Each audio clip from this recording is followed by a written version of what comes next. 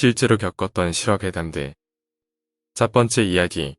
부산 여행 중에 나를 따라온 귀신.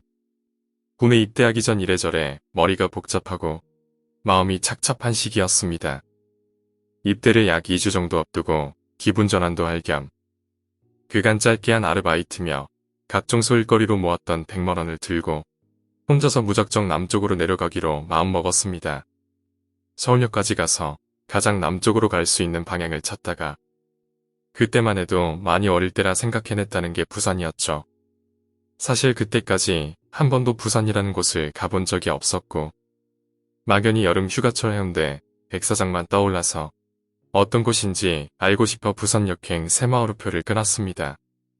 1시간 정도 간단히 요기를 해결하고 열차에 몸을 싣고 부산으로 떠났습니다. 막상 5시간 이상을 달려 도착한 부산역에 도착하니 혼자서 뭔가 쓸쓸하기도 하고 황량한 마음이 들어 그냥 바다나 보자는 마음에 다시 해운대로 향했죠. 해운대행 직행 열차가 있었지만 저는 그때 그것도 몰랐습니다. 해운대행 시내버스에 탑승하고 해운대 해수욕장 앞에 내렸습니다. TV에서 휴가철 풍경을 알려줄 때 가장 먼저 찾는 곳이 해운대이고 우리나라 대표적인 백사장의 해수욕장이라는 막연한 기대와는 다르게 그냥 제 개인적 주관으로는 생각했던 것보다 별거 없더라고요. 사실 처음이라 명소가 어디가 어디인지 잘 모른 탓도 크겠죠.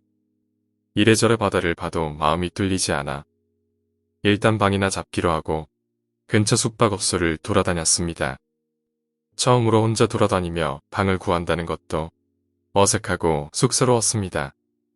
비수기였지만 아무래도 비서지이고 관광명소다 보니까 숙박비가 서울 도심하고 견주어도 결코 만만치가 않더라고요. 한참을 돌아다니다가 결국 허름한 여인숙 비슷한 곳에 방을 잡았습니다. 일단 배가 무지하게 고파 근처 편의점에서 혼자서 먹을 만한 먹을거리 몇 개와 소주 한 병과 맥주 한 캔을 사서 방으로 돌아가 벽걸이 TV를 틀어놓고 혼자서 청성맞게 있었죠.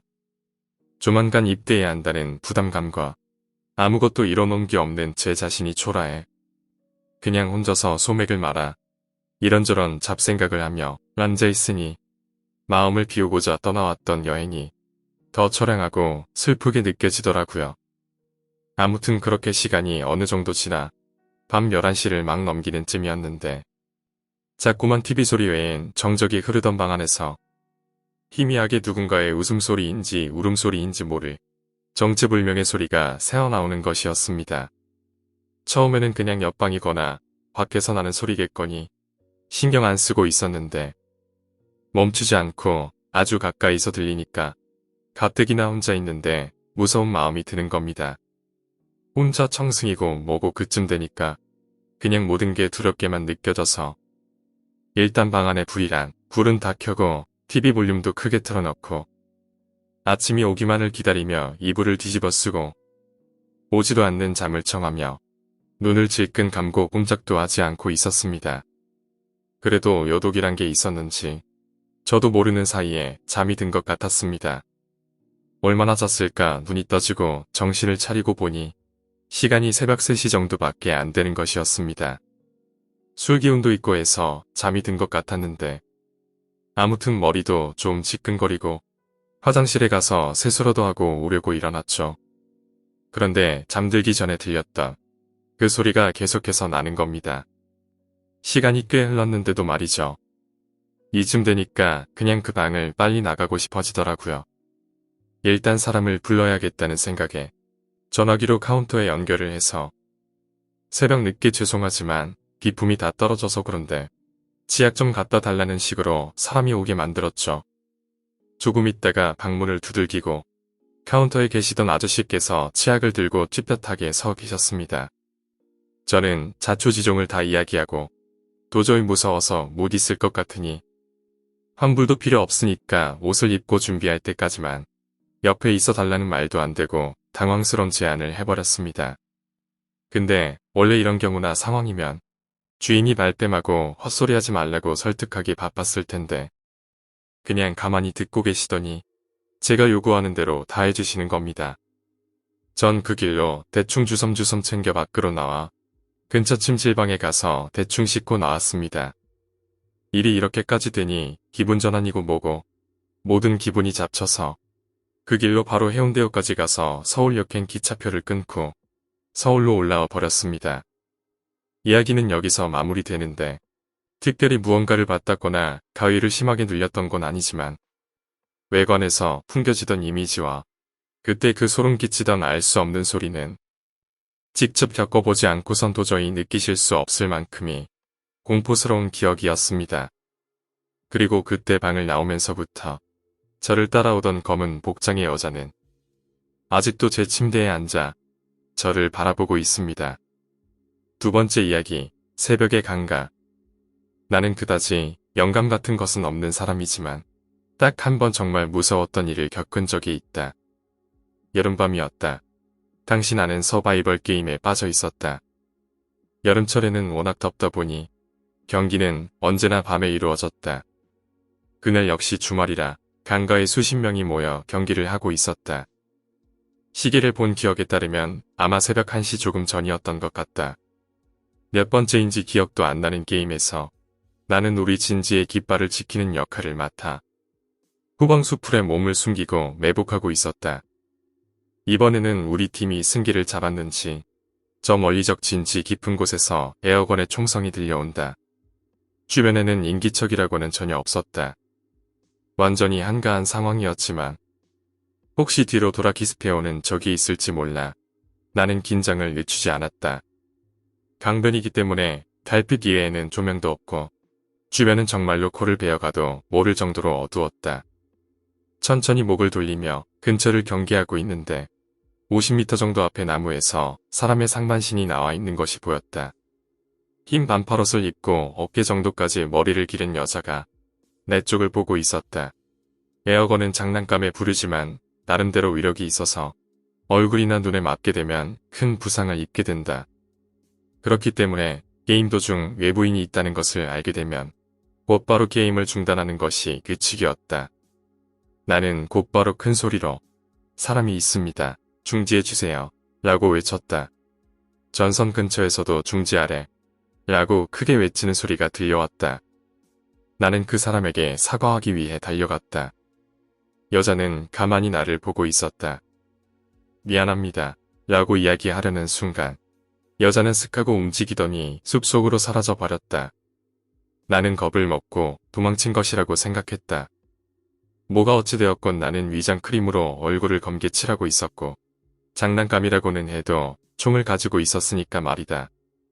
그 사람을 쫓아 숲속으로 들어갔지만 라이트를 켜고 찾아도 도저히 보이지가 않았다. 그 와중에 다른 멤버들도 다가왔다. 내가 사정을 설명하자 모두 함께 10분가량 여자를 찾았다. 하지만 그녀의 모습은 어디에도 보이지 않았다. 숲속을 샅샅이 뒤졌는데도 불구하고 말이다. 나는 점점 내가 본 것이 무서워졌다.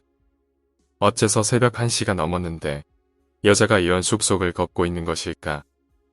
애초에 내가 그 사람을 본 곳에 오기 위해서는 한참 게임이 펼쳐지고 있는 전장을 거쳐서 봐야만 했다. 그 와중에 그 여자의 존재를 아무도 알아차리지 못했을 리가 없었다. 하지만 아무리 찾아도 그 여자의 모습은 찾을 수 없었다. 결국 내가 오인한 것으로 결론이 내려지고 게임은 재개되었다. 나는 다시 진지 방어를 하게 되었다. 이번에는 좌우에서 포위해오는 적이 승기를 잡아 시작한 지 10분 정도 지나자 총성이 꽤 가까운 곳까지 들려왔다. 나는 지면에 엎드린 채 총을 꽉 잡고 언제라도 공격할 수 있도록 방아쇠에 손을 올리고 조준경에 눈을 맞췄다. 그런데 어째서인지 시선이 느껴진다. 기분 탓이라고 넘기기 어려울 정도로 강한 느낌이었다. 나는 목을 천천히 들어 눈만 움직여 왼쪽을 바라보았다. 칠흑 같은 어둠 속 3m 정도 앞에 여자의 목이 있다.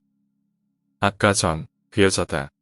흰 피부에 보통 사람은 따라하기도 힘들 정도로 입을 벌리고 웃고 있다. 목소리는 들리지 않았지만 얼굴을 실룩대며 웃고 있었다. 그렇게 나를 가만히 보고 있었다. 목은 마치 잔망경처럼 지면의 위를 슥슥 움직여 내 정면으로 천천히 다가왔다. 나는 완전히 패닉에 빠져 그대로 움직이지도 못하고 있었다. 비명조차 지르지 못하고 나는 30초가량 그 여자와 얼굴을 맞대고 있었다. 여자의 얼굴이 내 얼굴 50cm 앞까지 다가왔을 때 비로소 나는 몸을 일으킬 수 있었다. 하지만 다리에 힘이 들어가지 않는다. 나는 그대로 엉덩방아를 찍고 그 얼굴을 에어건으로 공격했다. 그러자 여자의 얼굴은 굉장히 무서운 얼굴로 변해 나를 째려보고는 사라졌다. 그 꼴을 겪고 나자 도저히 게임 따위는 할 수가 없었다. 나는 몸이 안 좋다는 핑계를 대고 휴게소에서 혼자 라디오를 켜고 가만히 앉아 있었다. 다들 재미있게 놀고 있는데 찬물을 끼얹으면 안 되겠다 싶어 내가 본 것은 누구에게도 말하지 않았다. 이튿날 아침 다들 헤어지고 집으로 돌아가는 길에 나는 차에 태워진 친구에게 내가 본 것을 이야기했다. 그러자 그 친구는 깜짝 놀라며 물었다. 너도 봤어? 그 녀석은 에어건에 붙인 스코프를 들여다 볼 때마다 그 안 가득 여자의 얼굴이 보였다는 것이었다. 그 이후에는 그 강변에서는 도저히 서바이벌 게임을 할 수가 없다. 오늘 이야기는 여기까지입니다. 오늘 이야기가 재미있으셨다면 구독과 좋아요, 댓글 부탁드립니다. 댓글은 저에게 큰 힘이 됩니다. 감사합니다.